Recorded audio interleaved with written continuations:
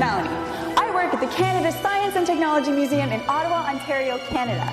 Today we're in the Helen Sawyer Hogg Observatory and we're going to talk to you about telescopes. This telescope was built in 1905, the Dominion Observatory in Ottawa, Ontario. Telescopes are instruments that allow us to see very distant objects really close. Astronomers use telescopes to look at things like planets, stars, galaxies that are billions of kilometers from the Earth. The first astronomer to ever use a telescope was Galileo back in 1609. That's over 400 years ago. Since not everybody has a telescope like ours, today I'm going to show you how to make your very own telescope at home. When you're done, it'll look something like this, and you'll be able to look up at the stars in space or at objects on Earth.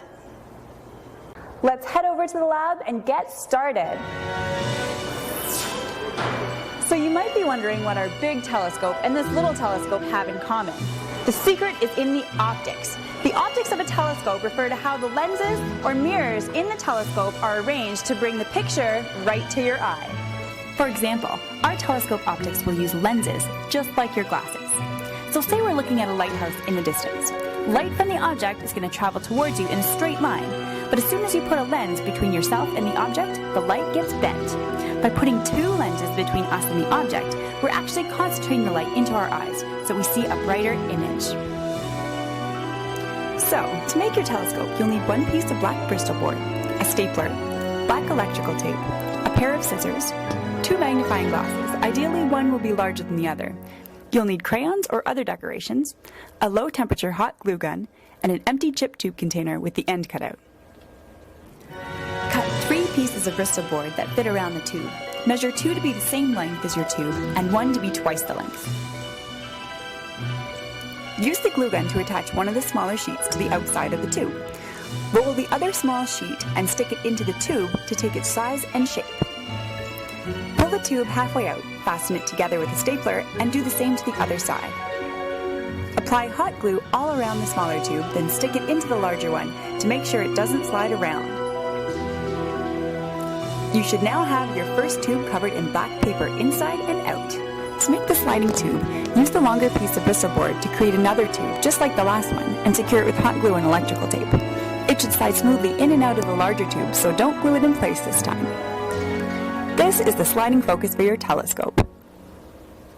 Glue the first lens to the top of the chip tube and secure with electrical tape. Do the same with the second lens at the bottom of the sliding focus. If you're using 2 different size lenses, the smaller one should be placed at the bottom of the sliding focus. To add the finishing touches to your telescope, use crayons, stickers, or metallic pens to decorate the outside. To use your telescope, put your eye to the smaller end. Then move the 2 pieces back and forth to create your focus. If you're looking at an object on the ground, it'll be upside down. But if you're looking into space, you don't need to worry about it because all stars look the same whether they're right side up or upside down. I hope you enjoyed making your own telescope with us today. Remember, if you're interested in astronomy, visit your own local observatory, or better yet, come visit us at the Canada Science and Technology Museum for some fun-filled stargazing. See you there!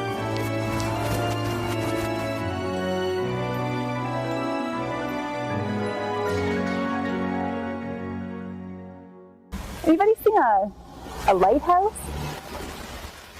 Where is that lighthouse?